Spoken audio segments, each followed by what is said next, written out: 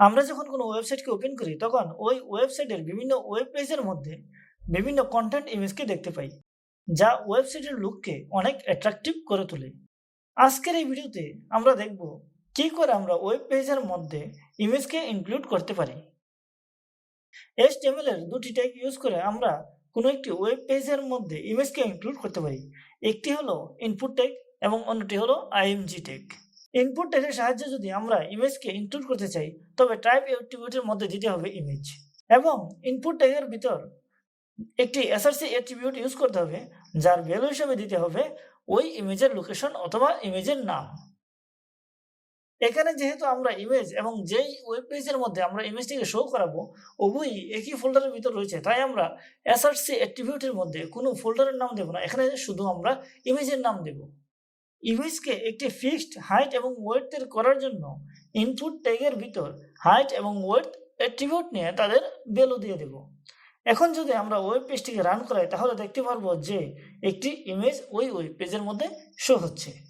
আমরা যদি চাই যে আমাদের ইমেজটি যদি শো না হয় কোনো কারণে, তবে ওই স্থানে যাতে ইমেজের পরিবর্তে অন্য কোনো টেক্সট অথবা ইমেজের নাম সহ হয়, তার জন্য আমাদের এলটি নামে একটি অ্যাট্রিবিউট নিতে হবে। যেমন আমি এলটি অ্যাট্রিবিউটের মধ্যে ভ্যালু দিয়ে দিলাম চেস গেম, এবং এসআরসি অ্যাট্রিবিউটের মধ্যে যে ইমেজের নেমটি দিয়েছিলাম সেটি আমি এখানে চেঞ্জ করে দিলাম। তাহলে চেস ওয়ান নামে কোনো ইমেজ আমাদের ফোল্ডারের ভিতরে এখন আর নেই, তবে ওয়েব পেজের মধ্যে কোনো ইমেজও শো হওয়ার কথা নয়।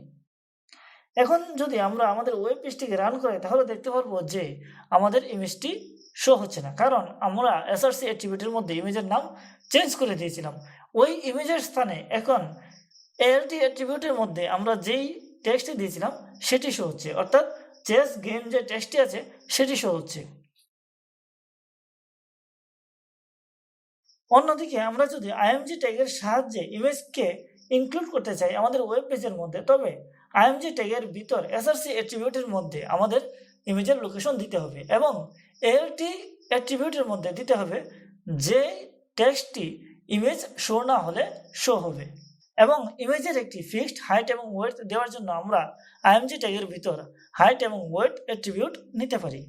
যেমন আমি এখানে ইনপুট ট্যাগের নিচে একটি আইএমজি ট্যাগও নিয়ে নিলাম, এবং তার ভিতর যে এসআরসি অ্যাট্রিবিউটটি আছে তার মধ্যে একটি ইমেজের নামও দিয়ে দিলাম। এখন আমরা যদি ওয়েব পেজটিকে রান করি তাহলে দেখতে পারবো যে ইনপুট ট্যাগ এবং আইএমজি ট্যাগের জন্য ওয়েব পেজের মধ্যে দুটি ইমেজ শো হচ্ছে। তো বন্ধুরা, আজকের এই ভিডিওতে এতটুকুই। আশা করি আমার এই ভিডিওটা আপনাদের ভালো লেগেছে। ধন্যবাদ সবাইকে।